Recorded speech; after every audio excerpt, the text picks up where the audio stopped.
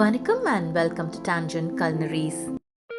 இன்றைக்கி நம்ம மாம்பழ சிக்கன் குழம்பு எப்படி பண்ணுறதுன்னு பார்க்க போகிறோம். ஒரு அடுப்பில் பேன் சூடு பண்ணிக்கிட்டு இதில் 2 டேபிள் ஸ்பூன் தேங்காய் எண்ணெய் சேர்த்துருக்கேன். எண்ணெய் காஞ்சதுக்கப்புறமா அதில் 1 ஸ்பூன் கடுகு,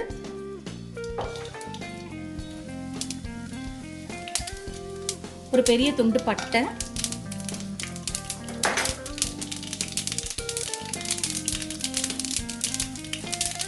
ஒரு 4 பல் பூண்டு சின்ன சின்னதாக கட் பண்ணி வச்சுருக்கேன், அது சேர்த்துக்கோங்க.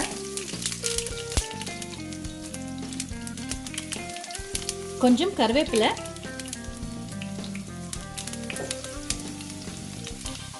அதுக்கப்புறமா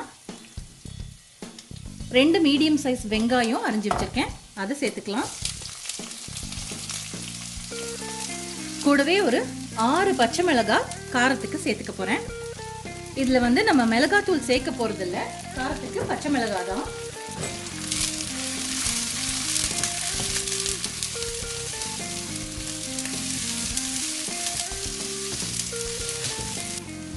இதில் தேவையான அளவு உப்பு சேர்த்துக்கோங்க. 1 டீஸ்பூன் கரம் மசாலா, ஒரு 1/4 ஸ்பூன் மஞ்சத்தூள், கொஞ்சம் கொத்தமல்லி இலை சேர்த்துக்கோங்க.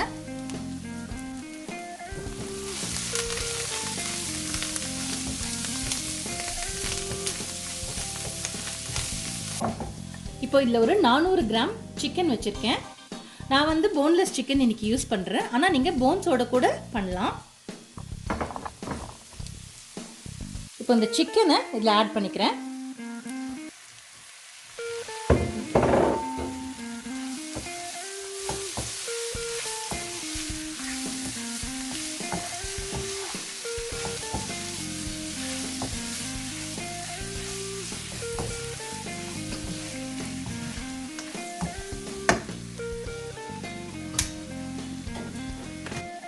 இதில் ஒரு கப் தண்ணி சேர்த்துக்கோங்க. ஒரு மூடி போட்டு மூடி சிக்கன் கொஞ்சம் நேரம் வேக வைக்கலாம். சிக்கன் நல்லா வெந்துருச்சு. இதில் நான் ஒரு 200 கிராம் மாம்பழம் வச்சுருக்கேன். இப்போ இந்த மாம்பழத்தை இதில் ஆட் பண்ணி குக் பண்ணலாம். மாம்பழம் ரொம்ப பழுத்ததாக இருக்கணும், ஆனால் ரொம்ப கனிஞ்சதாக கையில் தொட்டாலே குழக்குழன்னு போகிற மாதிரி இருக்கக்கூடாது. இப்போ பாருங்கள், கொஞ்சம் ஃபேர்மாக இருக்கணும் பீசஸ். இப்படி இல்லை ரொம்ப கனிஞ்ச பழத்தை நீங்கள் போட்டிங்கன்னா அது ஃபுல்லாக கரைஞ்சிரும். இதில் இது கூட ஒரு அரை எலுமிச்சம்பழம் அதோட ஜூஸ் அதில் பிழிஞ்சு விட்டுக்க போகிறேன். கூடவே ஒரு கப் தேங்காய் பால் இதில் சேர்க்க போகிறேன்.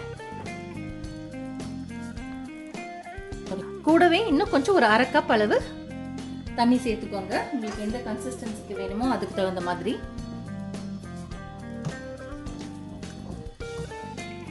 இப்போ இது எல்லாத்தையும் மூடி வச்சு ஒரு 5 நிமிஷம் குக் பண்ணலாம். அப்புறமா உங்களோட கறி ரெடி ஆகிடும்.